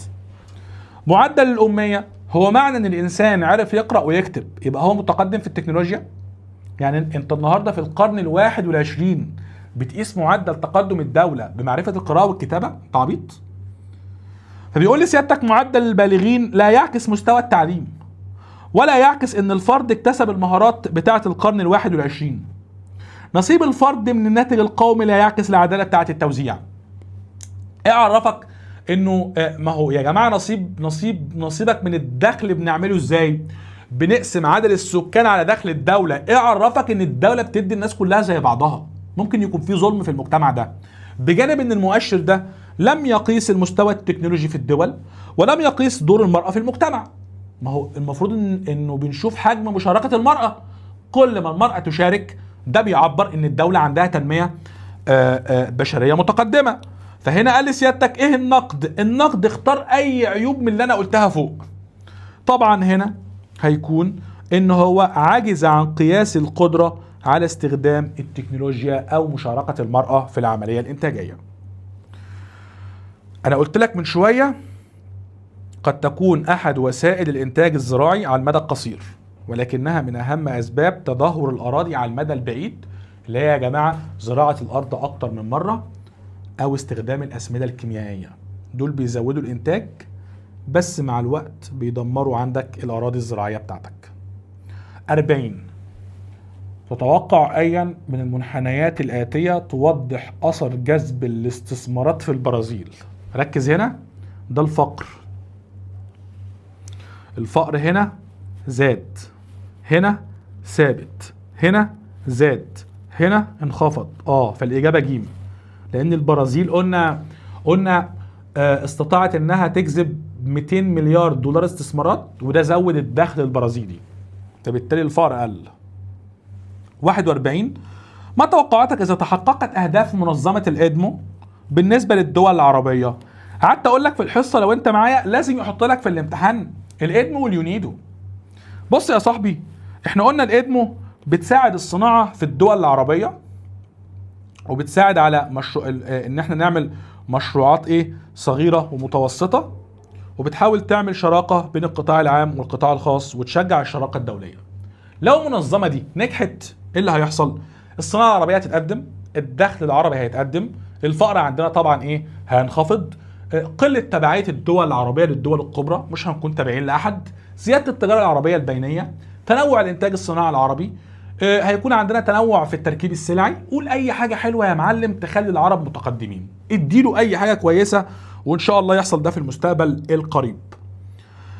بيقول لك اي من المجموعات الصناعية تتشابه من حيث الخصائص. تفتكر في اللجنة كلمتي سلم قال لك في حاجة اسمها الخصائص، وطبيعه النشاط، اوعى تتلخفن بين الاتنين دول. الخصائص يا منتج، انت انتاجي ولا استهلاكي؟ ده الخصائص. الطبيعه، انت استخراجي ولا تحويلي؟ علشان ده المفتاح بتاعك. فقال لسيادتك هنا ايه؟ خصائص. انت انتاجي ولا استهلاكي؟ فسيادتك عايز في الاختيارات يكونوا كلهم انتاجي او كلهم استهلاكي. يلا كده سمي الله، صلي على رسول الله. تعبئة التمور، ملابس قطنية، استخراج الملح. اولا ده استهلاكي، ده انتاجي عشان لسه هنصنع الملح مش هينفع. صناعة السيارات، تجميع الطائرات، استخراج البترول. اولا السيارات هنا استهلاكية، استخراج البترول لسه هنعمله تكرير، انتاجي مش هينفع. دبغ الجلود انتاجي، الملابس الصوفية استخراجي، آلات انتاجية، حفارات الانفاق بتحفر انتاجية، المعدات معدات هستخدمها في الصناعة انتاجية. فالاجابة هتكون رقم ايه؟ د. انا مش قصتي ده، انا قصتي الكلمتين اللي في الاول، خصائص ولا طبيعة.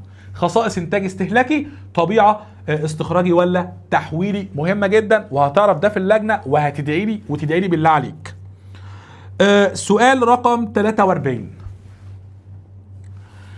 بيقول لي سيادتك ايه؟ خلاص ما تكملش. لا ما تكملش. ده مشروع تحت الدراسة. وقال لي سيادتك ايه؟ بص مشروع جسر. سلام قال لي ايه؟ اي بنية تحتية. مصيبة لو انت مش عارف يعني ايه بنية تحتية. بنية تحتية يا حبيبتي او يا اخويا يعني الطرق، الكباري، النقل، المواصلات، الانترنت، الشبكات، الفايبر، الحاجات دي. سلام قال لك ايه؟ اي بنية تحتية بتغلب بيها على المعوقات الاقتصادية. بس هنا السؤال اسلس من ده، هو كده الدولة بتعمل ايه؟ بتحسن قطاع البنية التحتية. ماشي، بس ركز مش موجودة. نقطة تانية، سلام قال لك ايه؟ بص في المراجعة الاولى قلت لك اي دولة هتساعد دولة بناخدها الشراكة والتعاون الدولي. اي دولة بتعمل حاجة مع دولة تانية اسمها شراكة وتعاون دولي. هنا مصر والسعودية هيتاجروا مع بعض، دول هتشتغل مع بعض، فاذا ده هيكون شراكة وتعاون دولي. ولو كان موجود تحسين البنية التحتية كنا اخترناها عشان الجسر ده جزء من البنية التحتية. نقدر نعمل خفض معدلات الفقر الاقتصادي في دولة ما.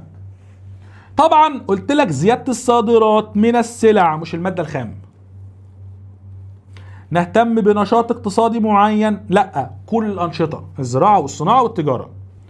هجرة العقول حاجة مش كويسة، يعني كفاءتك تمشي، مهاراتك تمشي، خبراتك تمشي، لا. الاهتمام ببرامج تنظيم الأسرة. طبعا لو احنا يا جماعة ظبطنا الأسرة معدل المواليد هيقل، فعدد السكان هيقل، فهنوصل لمرحلة التوازن بين إنتاجنا واستهلاكنا، فنبدأ نتقدم واحدة واحدة. يعبر قيام وزارة السياحة والآثار المصرية بنقل المومياوات الملكية إلى المتحف القومي للحضارة المصرية. بقول لك يا جماعة في اليوم ده حصل خناقة كبيرة جدا. طبعا لو انت اتفرجت في التلفزيون، الموكب خرج من المتحف المصري اللي في التحرير راح متحف الحضارات اللي في مصر القديمة، فكان في خناقة جامدة جدا في المتحف جوه، والناس كلها ايه اللي بيحصل؟ الملك رمسيس يا جماعة كان زعلان جدا. ازاي الملكة، ازاي واحدة ست تخرج في مقدمة الموكب؟ كان اسمها باين الملكة ست حاجة زي كده، وانا في الاخر او انا بعدها ايه، مفيش رجالة في الدولة يعني؟ فقالوا له معلش يا عم رمسيس علشان هي شعرها لسه موجود من 7000 سنة فهتبهر الدنيا، وانت عارف الستات بقى ايه روتين شعرك يا حبيبتي. فبالتالي خرجنا الملكة في الاول، او الملكة الملكة تي، وخرجت في الاول. والى الان تروح المتحف، روح كده وشوف هتلاقي رمسيس قاعد كده ايه، زعلان مقشر. ليه يا عم رمسيس؟ خرجت قبل مني تي. امال لو عصير يا جماعه كانت عملت كان ايه اللي حصل؟ المهم يا معلم حاول تستحملني، بكره الامتحان بيقول لسيادتك انه احنا نقلنا المومياوات قدام كل وسائل الاعلام. ما داري على شمعتك تقيد. لا يا حبيبي دي سياحه، لازم العالم يتفرج على الفخامه بتاعتنا، لازم العالم يشوف الاعجاز الفرعوني، التحنيط بتاع المومياوات عشان يبداوا يجوا عندنا. ده ايه؟ تسويق سياحي. الميديا بتصور، فالتسويق السياحي. مع نهاية الألفية الثانية تعددت أوجه الإنفاق القومي لتضم أحد الأوجه الجديدة. تعالى هنا وستوب 46. هنقراها من الملزمة وهي كده اتجاوبت خلاص. الناس اللي معايا عارفة إن الملزمة كانت من الآخر. قلت لك إيه؟ إنه كانت التنمية البشرية في القرن العشرين تسعى لزيادة الدخل.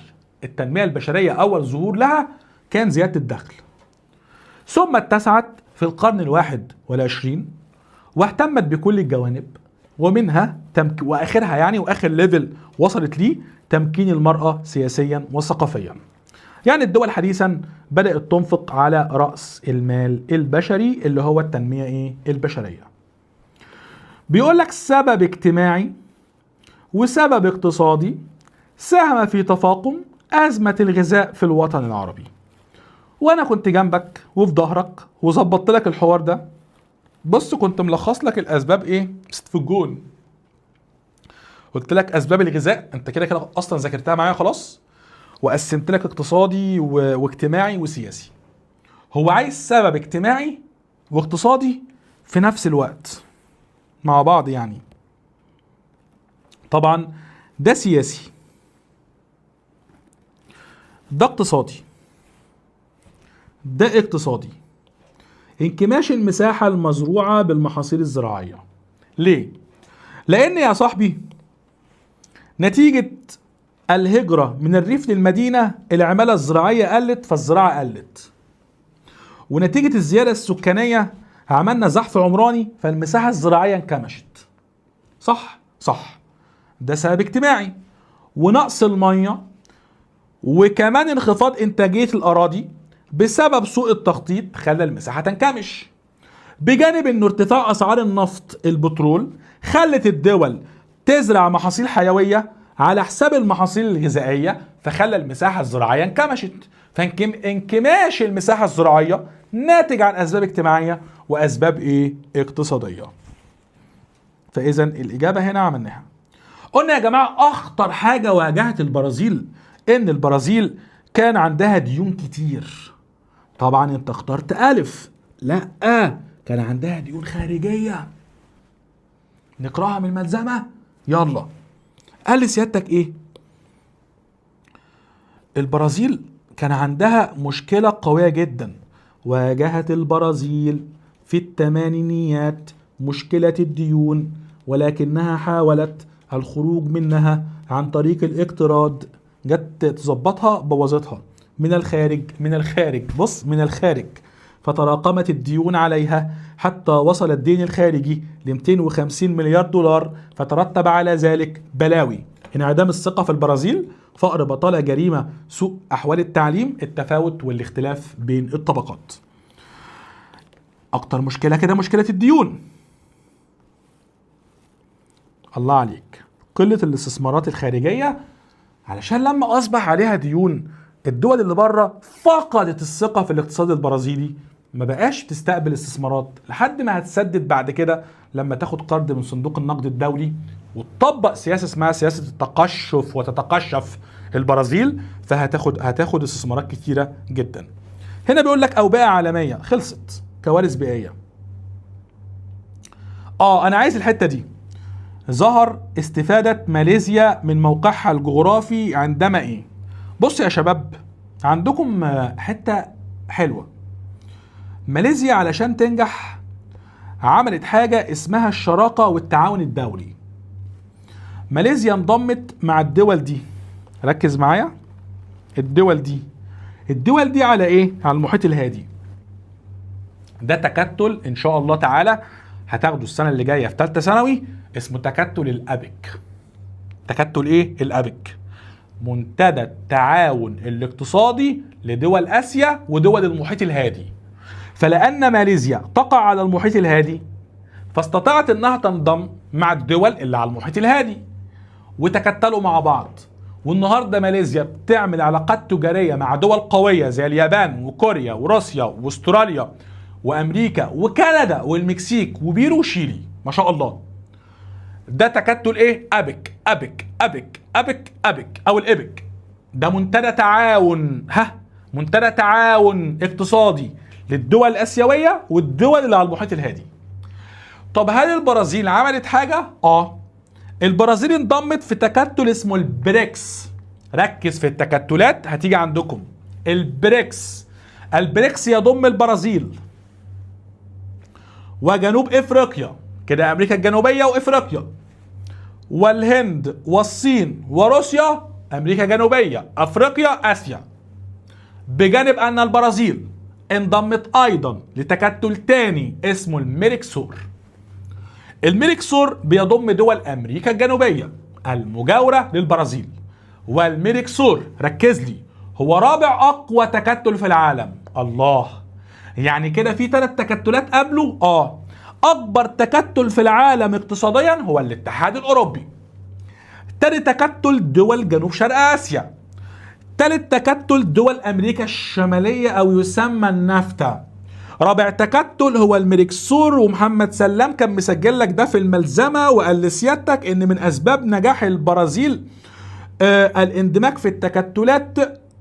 دخلت الميركسور رابع اقوى اقتصاد، اتحاد اوروبي الاول، جنوب شرق اسيا الثاني، امريكا الشماليه رقم 3، وانضمت للبريكس مع روسيا، الصين، الهند، وانضمت لهم جنوب افريقيا. بينما ماليزيا شاركت في منتدى التعاون الاقتصادي لدول اسيا والمحيط الهادي الذي يسمى الإبك. عشان كده هنختار انها انضمت لتكتل الإبك. اوعى تنسى الحاجات دي، لازم تيجي في الامتحان، اما مشاركة، اما استقرار، اما تكتلات، هتفتكرني. يمكن للدول النامية ان تتغلب على قلة رؤوس الاموال الوطنية. انا مش عندي فلوس في بلدي، اعمل ايه؟ تستلف؟ لا. تقترض؟ لا. اعمل ايه؟ اجذب المستثمرين. ما هو المستثمر بيجي يستثمر معاك وتقسموا مع بعض. فالاستثمارات المباشرة مش الغير المباشرة. أي مما يلي يمكن اعتباره أحد سبل تحقيق أهداف التنمية البشرية في مصر؟ ولد، السؤال ده يجي في الامتحان.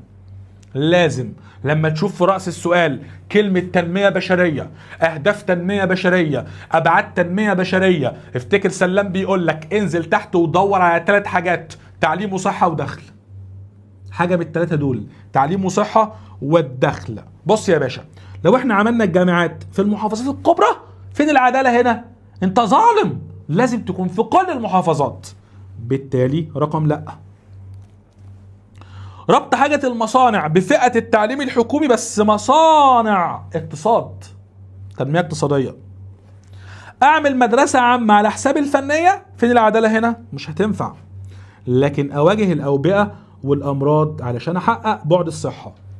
سؤال رقم 53. أي مما يلي هو السبب في حدوث المشكلة الموضحة؟ بيقول لك إذا كان أحد إنتاج المراعي الطبيعية من الألبان هو 100,000 لتر سنويا، وقام مربو الماشية بمضاعفة أعداد الحيوانات داخل ذلك المرعى أملا في مضاعفة الإنتاج. هتبوظها يا حبيبي، هتبوظها. احنا قلنا لازم العدد بتاع الحيوانات يكون مناسب للمرعى، وده اتفقنا يسمى حمولة المرعى. بجانب ان احنا لازم نختار حيوان ملائم للمرعى حسب المناخ والبيئة الطبيعية. بجانب اننا لازم نستخدم التقنيات الحديثة زي الاستشعار ونظم المعلومات. بجانب اننا لازم نعدل قوانين المراعي زي ما عملت المغرب. بجانب اننا لازم نعمل شراكة بين القطاع العام والقطاع الخاص اسمها اعتماد النهج التشاركي في تطوير المراعي، عن طريق اننا بنعمل جمعيات مدنية او جمعيات اهلية زي ما المغرب عملت 116 جمعية. كنت قعدت اقول لك ايه؟ ازاي نطور العرب، ازاي نطور المراعي؟ نعمل قوانين زي المغرب، جمعيات رعوية زي المغرب، نحط استراتيجية يعني خطة نراعي فيها حمولة المرعى واختيار نوع حيوان ملائم للمرعى. رقم 3 نستخدم تقنيات حديثة زي الاستشعار ونظم المعلومات. ورقم 5 أو 4 إننا ندرب الناس اللي بتشتغل في حرفة الرعي. هنا يا بص، ليبيا انت عارف انها مرتفعة في الدخل ومرتفعة في الصحة، فإذا ده مش هينفع وده مش هينفع. وده مش هينفع. بص يا برنس، الحل الكتير بيخليك ايه تثبت بعض المعلومات على طول. سياحة تقليدية يعني مش جديدة. الجديدة مية سفاري حوافز، مية سفاري حوافز، مية سفاري حوافز، دي الحاجات الجديدة. فإذا هو عايز حاجة تقليدية، مية لأ، ماشي، سفاري لأ، سفاري لأ، لكن دي سياحة تاريخية يبقى حاجة تقليدية. بص، اليونسكو خاصة بالتعليم، وسلام قال لي في منظمة خاصة بالثقافة العربية اهي، تنمية بشرية. بص، إدارية، مرأة، صحة، كلهم تنمية بشرية. فاليونسكو خاصة بالتعليم والثقافة زي دي. تحديات اجتماعية، بص تقف أمام تحقيق التنمية في المحافظات الصحراوية. يا جماعة المشكلة في الصعيد وفي الريف وفي الصحاري عندهم قلة في فرص العمل، علشان كده بيهاجروا للمدينة، فتزدحم المدينة ويظهر مشكلة اسمها ايه؟ العشوائيات. علشان كده مهاتير محمد لما حب يطور ماليزيا اهتم بالأماكن النائية، يعني الأماكن البعيدة، وفر فيها اتصالات ومواصلات وخدمات، فحل مشكلة العشوائيات في ماليزيا.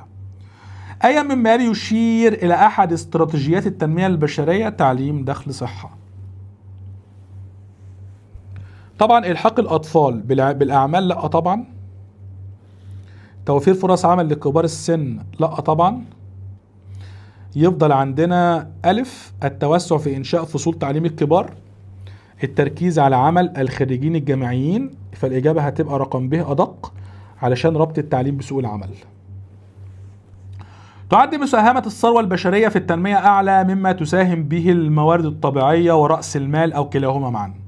هل تؤيد العبارة؟ مفسر سبب إجابتك. طبعا قلنا براحتك، أي حاجة منك صح. اتفقنا الإنسان هو أساس التنمية.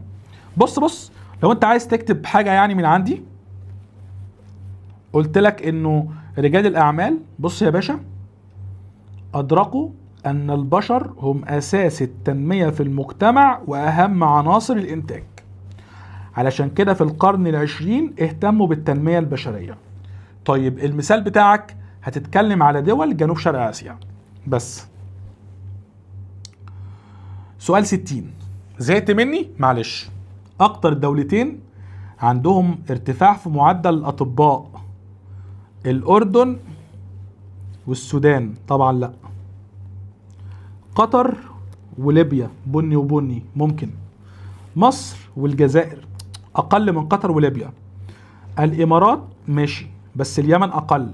إذن الأعلى قطر وليبيا. هتحلل الخريطة بس. سؤال 61. الإدمو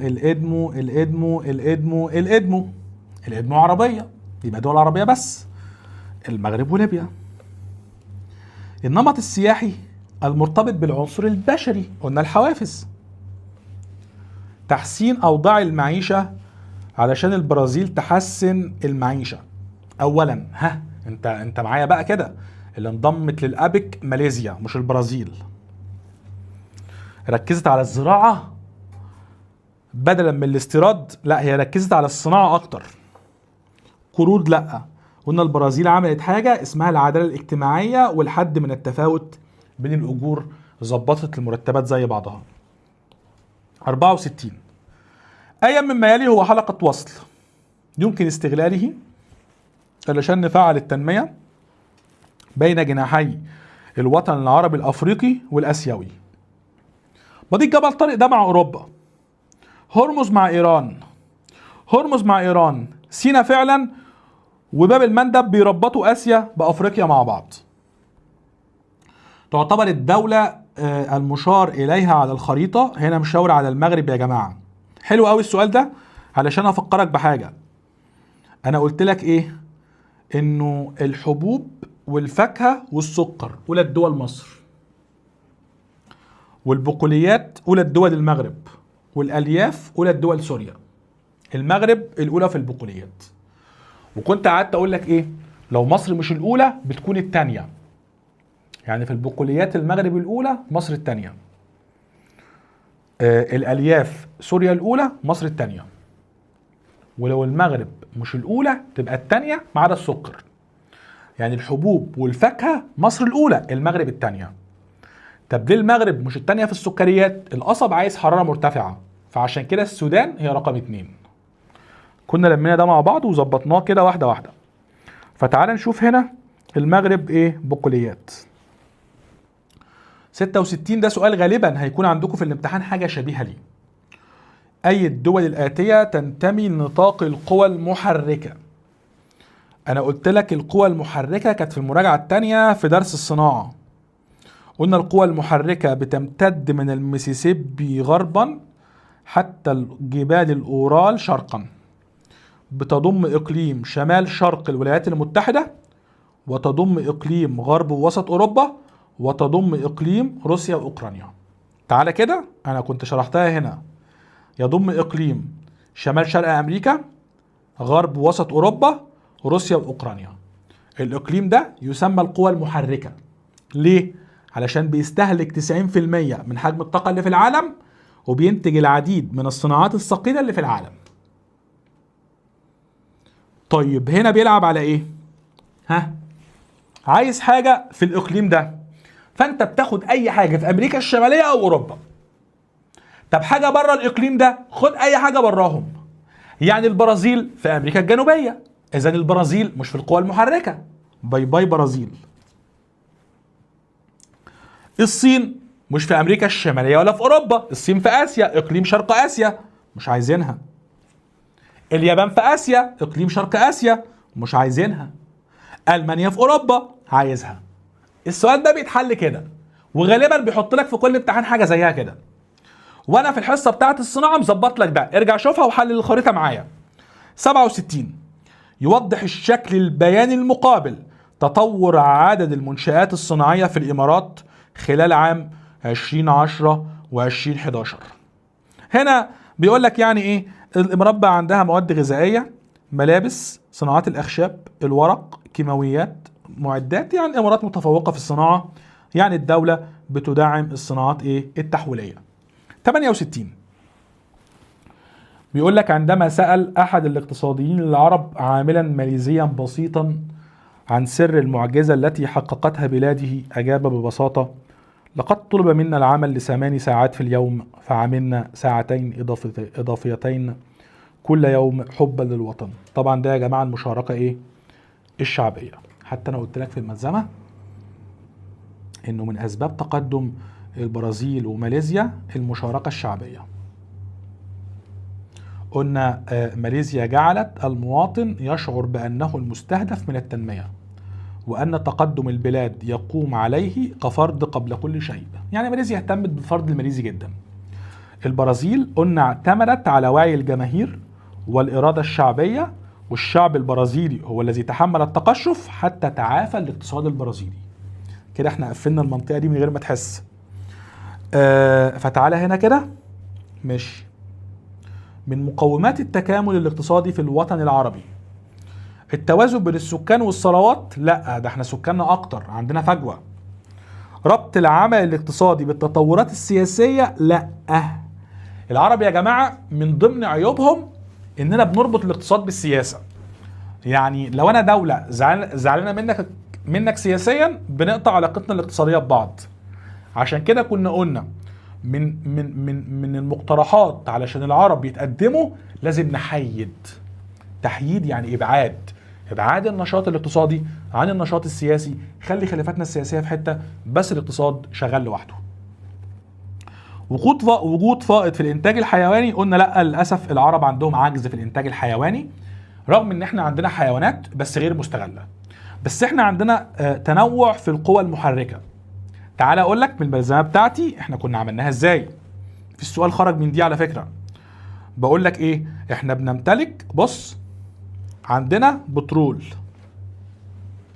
طبعا وغاز، طاقة غير متجددة، وده تشكل في الكريتاسي والميوسين والجوراسي.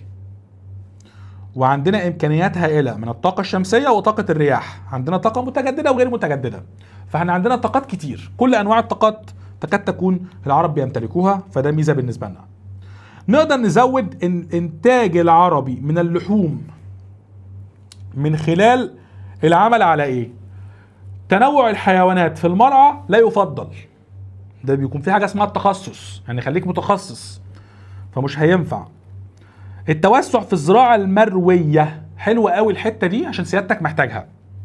الزراعة المروية يا شباب ان انت بتزرع محاصيل الانسان بياكلها. ده التوسع في الزراعات المروية قلل من مساحة المراعي، فالانتاج الحيواني بيقل، لاننا عايزين ناكل الانسان، فبنزرع قمح على حساب الستبس والسافانا مثلا. فالتوسع في الزراعات المروية اضر بالحشائش الطبيعية زي السافانا والستبس، فده مش هينفع. قلنا لازم نراعي حمولة المرعى، لو حطيت حيوانات كتير حجم الانتاج هيقل. نعمل زراعة مختلطة زي ما مصر بتعمل، ازرع وربي حيوانات، فانت عندك انتاجين، حيوانات وزراعة. اي من الاجراءات الاتية: تنمية بشرية، تعليم ودخل وصحة. هنا اقتصاد لا، اقتصاد لا، اقتصاد لا. المساواة بين فئات المجتمع سياسيا. وقلنا يا جماعة بالمرة العرب اهتموا بالمجمعات الصناعية عشان ممكن يحط لك في الامتحان سؤال من ده. عندنا مجمعين صناعيين عربيين. بص انا كنت مدلعك في الحتة دي. في مجمع شرق السعودية اسمه الجبيل، ومجمع غرب السعودية ينبع. ينبع على البحر الأحمر وهو أهم مجمع، أهم من الجبيل. والجبيل على الخليج العربي. الاتنين بيصنعوا بتروكيماويات، كل واحد منهم عنده مواني. ينبع عنده ميناء ينبع، والجبيل عنده ميناء الجبيل، وهنزود حاجة واحدة بس، وميناء الملك فهد. بس مش هعيد عشان وقت سيادتك أنا عارف. يمكن التغلب على مشكلة تشابه الإنتاج بين الصناعات العربية. قلنا للأسف العرب بيصنعوا زي بعض، سكر سكر سكر سكر، بتروكيماويات بتروكيماويات بتروكيماويات. بصمج معايا، أكتر صناعات العرب بيصنعوها البتروكيماويات والسكر. البتروكيماويات موجود في الدول الآسيوية أكتر من الأفريقية، والسكر في الدول الأفريقية أكتر من الآسيوية. وأقل الصناعات هي صناعات الحديد والصلب والألمنيوم. الحديد والصلب مصر والسعودية بس، والألمنيوم مصر والبحرين. طب عشان نتلافى هذه المشكلة نعمل قاعدة بيانات صناعية، عشان كل دولة تشوف التانية بتصنع ايه فتصنع حاجة غيرها، فنبدأ نكمل بعضنا. هنا جزيرة النباتات بيقول لك ايه؟ يختلف نوع السياحة اللي انت هتعمله في المكان ده مع نوع السياحة الممارسة عند زيارتك لإيه؟ أنا هشوف جزيرة النباتات دي سياحة بيئية، كهف، مغارة، منتزه. سلام كان بيقول لي أي كهف، أي مغارة، أي محمية، أي منتزه سياحة بيئية، دي سياحات بيئية زي بعض. لكن القلاع والحصون هي سياحات تاريخية مش بيئية. أي مما يلي يمكن اعتباره الحل الأفضل والحاسم لمواجهة مضمون ما تحتويه العبارة المقابلة. كشفت صور الأقمار الصناعية الحديثة التي قام بتحليلها علماء الهيئة القومية للاستشعار من بعد وعلوم الفضاء عن فقدان منطقة شرق الدلتا جزء من مساحتها الزراعية نتيجة لزيادة معدلات البناء. الحل الأساسي: بتبني على أراضي الدولة تعاقب بقانون الدولة. فهنا الحل الأساسي زي ما فعلا مصر بتعمل، تفعيل القوانين والتشريعات. أي من الدول الموقعة على الخريطة التالية ساعدت بطريقة غير مباشرة في التنمية الاقتصادية؟ في ماليزيا رقم 3، وينفع معاك بس 4 مش هتنفع، مش قصدي 4 هنا، يعني ينفع أحط هنا 4، لأن أمريكا ساعدت بصورة مباشرة وغير مباشرة. هنا يا جماعة الصورة غير المباشرة أن الماليزيين اعتمدوا على النظم التعليمية الحديثة الأمريكية والبريطانية، طبق النظام عنده. بس أمريكا هتنفع إنها برضو مباشرة. ليه؟ عشان أمريكا في تكتل الأبك مع ماليزيا، فبالتالي هنا يا فندم الدولة رقم 3 بريطانيا، علشان ماليزيا طبقت النظام التعليمي البريطاني والأمريكي. 76 تطوير وإنشاء عدد من المطارات. بص يا فندم، أي مطارات، أي طرق، أي كباري، بنية تحتية. البنية التحتية بتجذب الاستثمارات وبتزود فرص ايه؟ العمل. ولو انت عايز تكتب حاجة نصا، يعني انا كنت عملتها هنا كده، قلت لك البنية التحتية بتؤدي لجذب الاستثمار، بتوفر فرص عمل، بتقلل من البطالة، واحسن الدول العربية بالترتيب: سعودية، امارات، لبنان، المغرب، مصر، زي مشروع وصال الدار البيضاء اللي المغرب عملته. أي المؤسسات الموضح شعارها فيما يلي تعد الأكثر أهمية فيما يخص التفكير الإبداعي؟ طبعا تفكير إبداعي، أماكن قاحلة لأ، وحدة اقتصادية لأ، صناعة وتعديل لأ، العلوم والثقافة. سؤال سلس جدا. صناعة خفيفة واستهلاكية، ما تقوليش أقمار يا حبيبتي، ولا طائرات دي تقيلة إلا لو فاكرها طيارة لعبة يعني، والقطارات، لكن الأساس قعدت أقول لك في الحصة إيه، فاكر أي حاجة عندكم في البيت صناعات خفيفة. استفادت البرازيل من مساعدة بعض الدول الآسيوية والأفريقية علشان هي في البريكس، لأن الميركسور اتفقنا إن هو في أمريكا الجنوبية بس. عقاد الأقاليم في السياحة، قلنا الشرق الأوسط علشان عدم الاستقرار، وأحسن إقليم هو إقليم أوروبا. الحاجة المشتركة بين النمو والتنمية، اتفقنا زيادة الدخل، لكن مختلفين في ده وده وده. يمثل التوسع في استخدام خطوط الألياف الضوئية، دي يا جماعة اسمها خطوط الفايبر، دي بتاعت الإنترنت. وأنا قلت لك أي اتصالات، أي إنترنت، أي شبكات، تحسين البنية إيه التحتية. قلنا من أسباب قصور دليل التنمية البشرية أنه غير معبر عن توزيع الثروات على الأفراد بالتساوي. قلت لك معدل الدخل لا يعبر عن تطبيق العدالة في توزيع الأجور في الدولة. يؤثر قيام مؤسسات المجتمع المدني بتشجيع المشروعات الصغيرة على أحد أبعاد التنمية البشرية، يعني مشروعات يا جماعة، إذا بعد الدخل. الجزائر والمغرب، الفرق بينهما، قلنا الاتنين زي بعض في الصحة وزي بعض في الدخل، صح؟ لما قلت لك مصر وتونس والجزائر والمغرب، والاتنين دول بحرية، يختلفان طبعا في مستوى التنمية البشرية. 86 حدد أثر استخدام التقنيات الحديثة في استخلاص الوقود بشكل غير تقليدي على أزمة الغذاء. ده يا جماعة قلنا ايه؟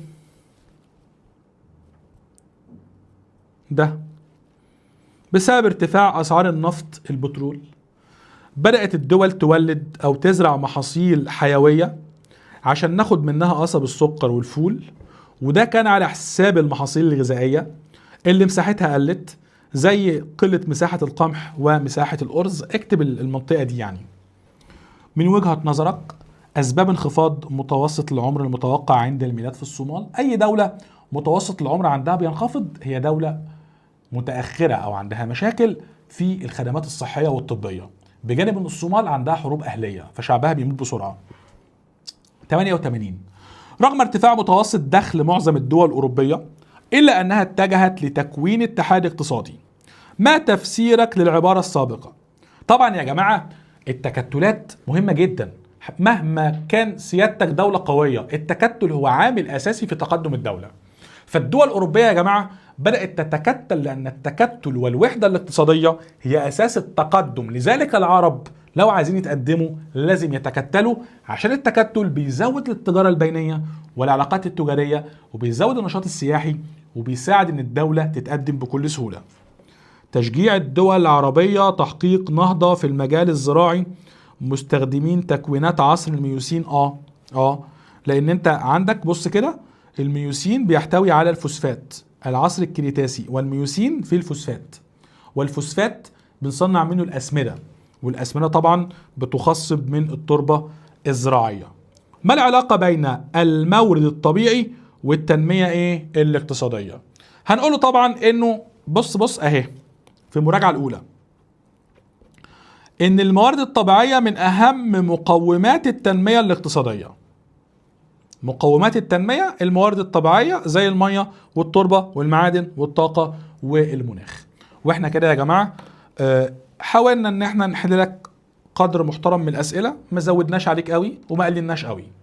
طيب لو انا واقع خالص، الافضل ان انت تكون لميت معانا الاربع محاضرات بتاعه الشرح، واللي لم الاربعه على فكره غالبا ان شاء الله تعالى هيقفل الجغرافيا.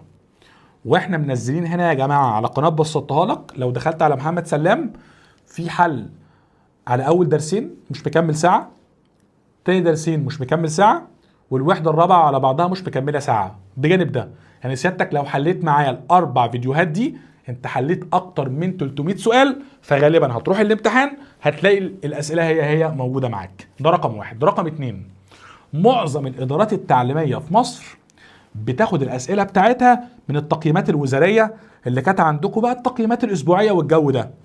المراجعه الاولى والثانيه والثالثه اللي هنا على المنصه، او قصدي هنا على القناه بتاعت بسطتها لك على اليوتيوب، انا حالل الاسئله بتاعت الوزاره. لو انت بصمجت الفيديوهات دي هتروح الامتحان بكره الصبح يا معلم، هتلاقي الاسئله هي هتقفل الجغرافيا وتيجي تقول لي شكرا. تمام، نتقابل مع بعض السنه اللي جايه. استنى ان انا في النص الثاني من شهر 8 بننزل يا جماعه فيديو تاسيسي مهم جدا، بنأسسك لثالثه ثانوي، بنظبط لك كل المعلومات الجغرافيه اللي انت ممكن تحتاجها في التاريخ او الجغرافيا. فالمراجعه دي او الحصه بتاعه التاسيس دي هتساعدك جدا جدا جدا، واسال الدفعات اللي فاتت. اشوفكم على خير، هتوحشوني، سلام عليكم.